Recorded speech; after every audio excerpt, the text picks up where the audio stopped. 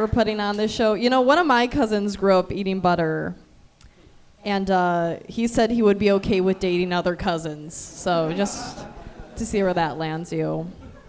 Just a glimpse into my family. I quit my day job recently. Thank you. It was more like 6 months ago. I've really just been riding that endorphins out. Thank you for cheering for my poverty. No, I was actually quite sad about quitting my job. I really liked it. I was a ballroom dance instructor. Hold the applause. Thank you. Thank you.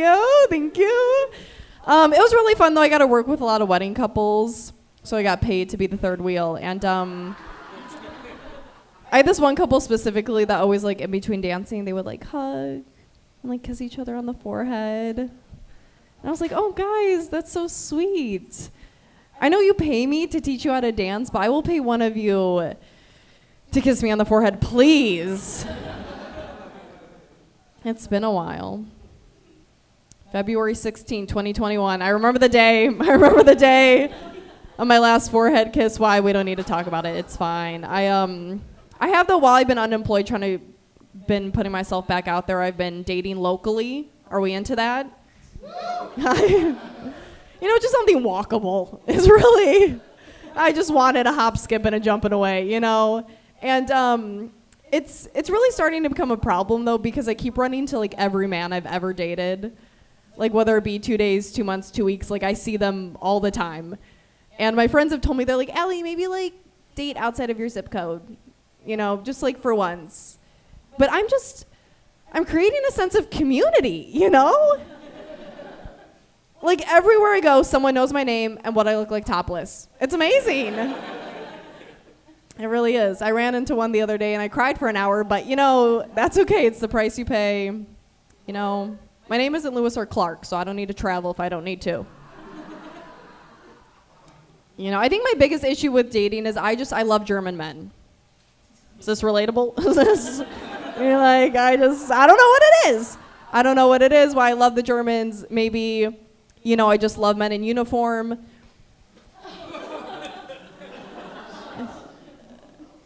But I think the real conclusion I've come down to is I'm just a rebel at heart. Okay, because I'm Polish. So, back in World War II, or when they're like killing the Jews or whatever, we've talked about it enough.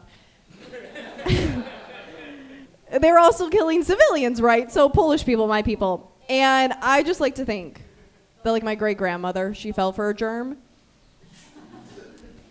And her dad was just like, honey, you can't be with him. And she's like, but Daddy, I love him. And I think that just trickled down and gave me a generational kink. I think that's what happened. Liking Wiener Schnitzel, it's just in my lineage. Got the hots for the knots, It's just there. I really thought the Nazi material would be more relatable. Gosh, silly me. No, going back to being rebellious, though, I at least like to think I was a rebellious kid. But I didn't, like, do the normal things growing up. I didn't, like, skip class to, like, do drugs. I just wouldn't stand during the Pledge of Allegiance. Does anyone else do this?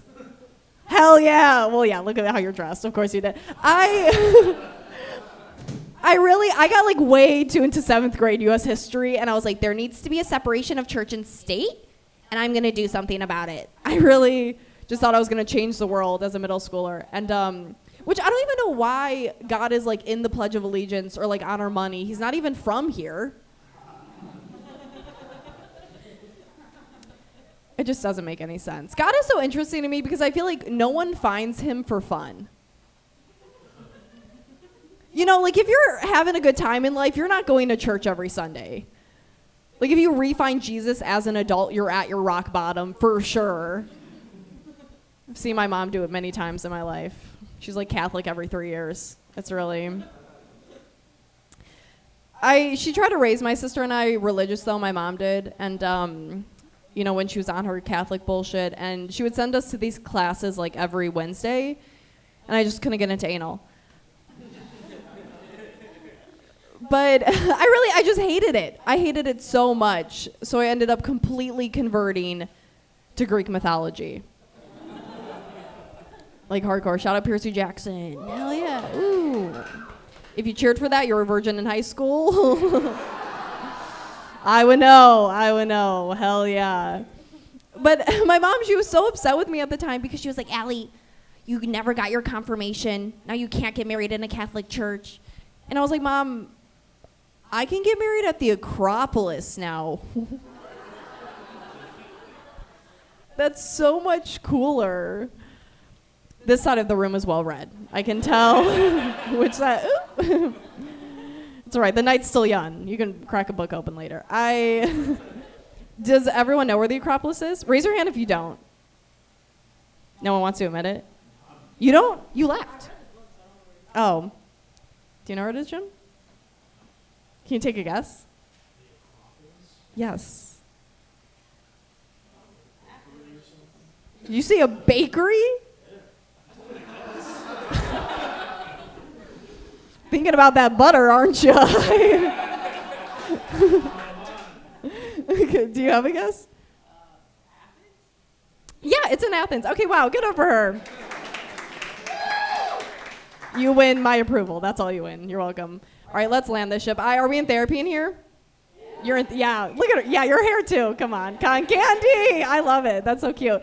No, I've been in therapy for like 7 years. I mean, you've heard about my mom. No wonder. And I was talking to some guy the other day about therapy, and he told me he's shocked women find it attractive if men go to therapy. Shocked. Men are idiots. I don't know why. We let them live. But he told me he was shocked that they find it attractive, and I was like, yeah, no shit, dude. Because that means we don't have to do the work for you. Like, do you know how many emotionally unavailable men I've mothered? If I wanted to keep doing that, I wouldn't have got my abortion. All 5 of them, you know? All right, give it up for Jim, guys. Bye.